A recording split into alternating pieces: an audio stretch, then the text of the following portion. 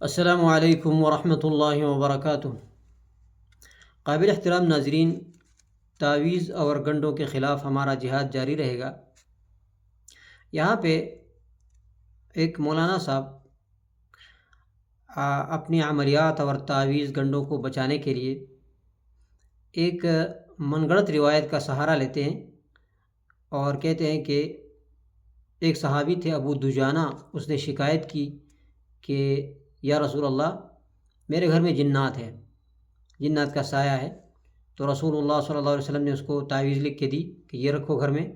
تو اس نے تعویذ وہاں رکھی تو جنات جو ہے وہاں سے بھاگ گئے۔ بہرحال وہ کافی لمبی کہانی ہے۔ اب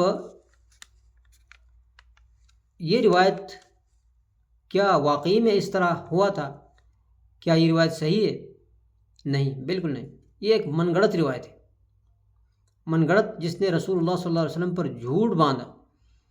اور یہاں پہ اب جو مشہور بڑے بڑے علماء ہوتے ہیں اور وہ بلا تحقیق جس نے رسول اللہ صلی اللہ علیہ وسلم پر جھوٹ باندھا، اسی کو لوگوں کے درمیان پھیلاتے ہیں اور اپنے جو عملیات ہیں، اپنے جو تعویذ ہیں، ان کو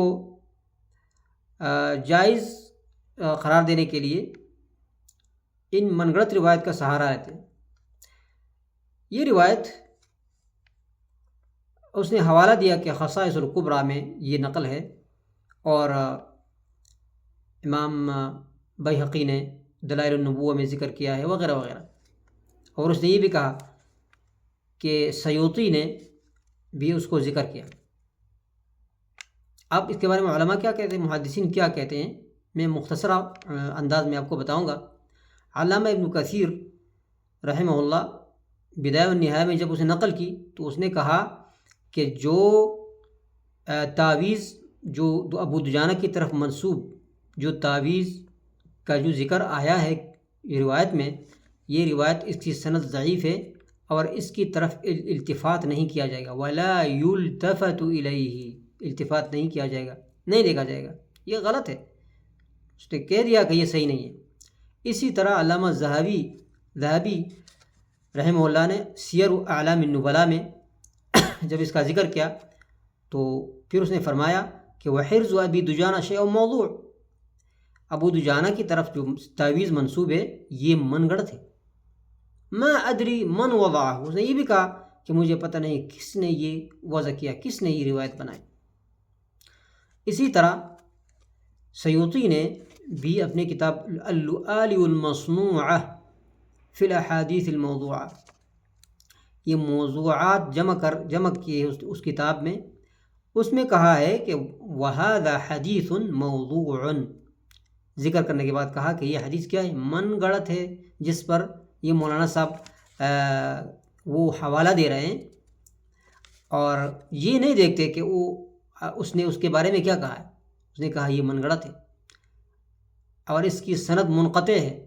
وَأَكْثَرُ رِجَالِهِ مَجَاهِلٌ، اکثر اس راوی اس کے مجہول ہیں۔ وَلَيْسَ فِي الصَّحَابَةِ مَنْ اسْمُهُ مُوسَى، یہاں پہ موسیٰ الانصاری اس سند میں موجود ہے کہ وہ صحابی ہیں، وہ نقل کر رہے ہیں یہ روایت۔ تو اس نے کہا کہ صحابہ میں سے کوئی ایسا صحابی نہیں کہ جس کا نام موسیٰ ہو۔